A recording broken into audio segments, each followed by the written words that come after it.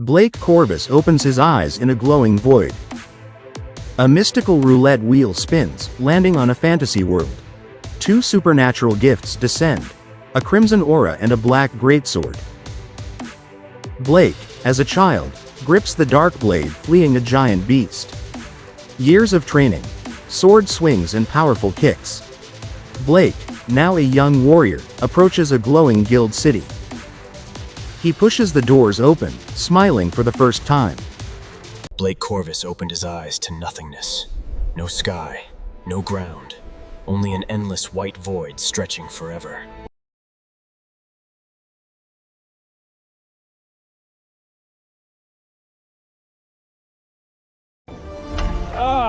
Blake Corvus, Captain Jack Spore agent. Jack, your family mourned you, but they're happy now.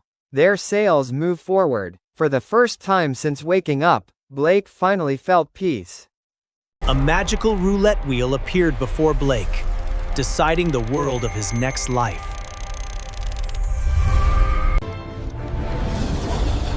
Fairy tale? That's amazing! Blake's first gift granted him the dormant abilities and mindset of the legendary Yonko. Shanks. Exploring anti-magic in a world filled with powerful magic. Perfect, absolutely perfect in every way, no doubt at all. The final gift, the legendary blade Tensa Zangetsu. This is the day you last see Captain Jack Sparrow. With one final step, Blake entered his new... Reborn with limitless potential, Blake Corvus began his new adventure in fairy tale. One moment, Blake Corvus stood in an endless void. The next, he awoke in a world of magic, a world known as fairy tale. But something was wrong.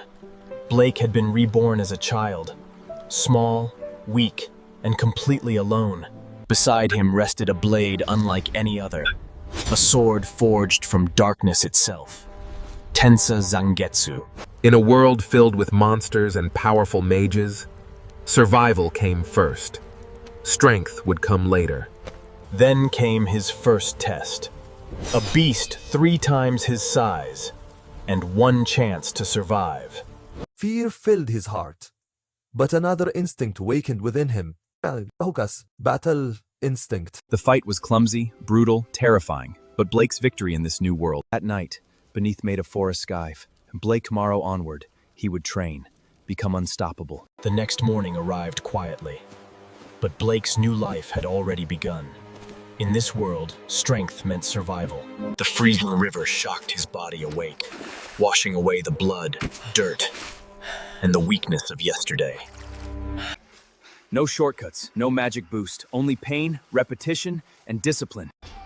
Blake swung Tensa Zangetsu until his arms burned, every stringing him one step closer to power. His body screamed in pain, but Blake refused to stop because weakness would get him killed. Training alone wasn't enough. He needed food, experience, and the instincts of a true survivor. This time, brute force wouldn't work. Wolves were fast, intelligent, deadly. Day 2 was over. Blake had trained, hunted, survived, and deep within his heart, a warrior was beginning to awaken.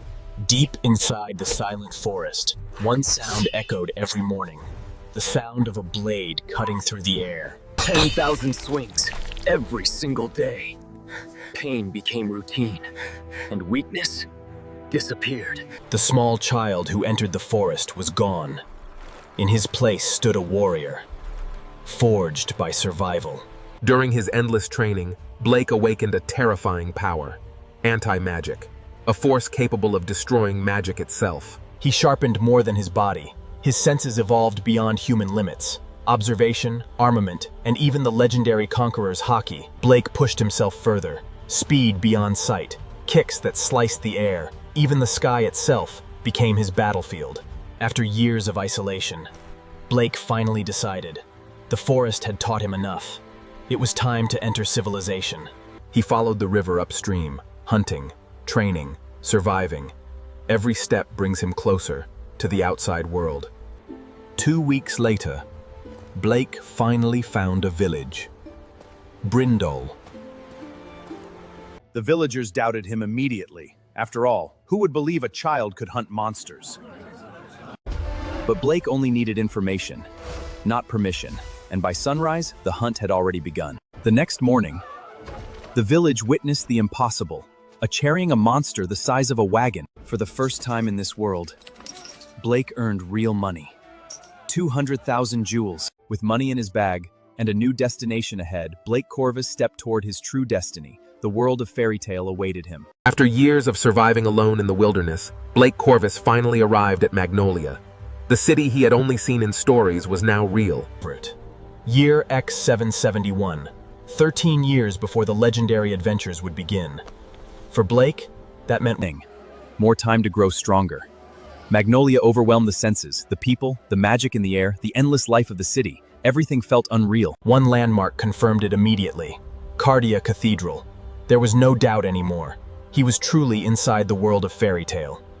With excitement building inside him, Blake searched for the guild he had dreamed about for years. Fairy tale. Then turn left at the fountain. As Blake approached the guild hall, he felt it instantly.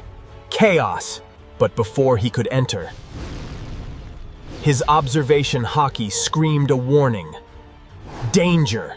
A second later, a fully grown mage came flying through the entrance, and Blake instantly realized this was definitely fairy tale. Inside the guild hall, absolute madness erupted. Magic, fists, broken furniture, and somehow everyone looked happy. In the middle of the chaos, one person noticed him. Maria. The bartender keeping the guild from completely collapsing. Blake introduced himself simply and asked the question that would change his life forever. Can I join fairy tale? Maria offered him food, a simple bowl of stew. But to Blake, it tasted better than anything he had eaten in years. Then suddenly, one tiny voice silenced the entire guild. The master of fairy tale had arrived, Makarov Dreya, one of the strongest mages in Fiore, and the man standing between Blake and fairy tale. Makarov sensed something unusual immediately. Blake possessed no normal magic, yet the black sword at his side radiated terrifying power. Blake didn't back down. His power was different, and he intended to prove it. To join fairy tale, there was only one requirement: battle. And Blake's very first opponent would be the guildmaster himself. His true journey was finally about to begin.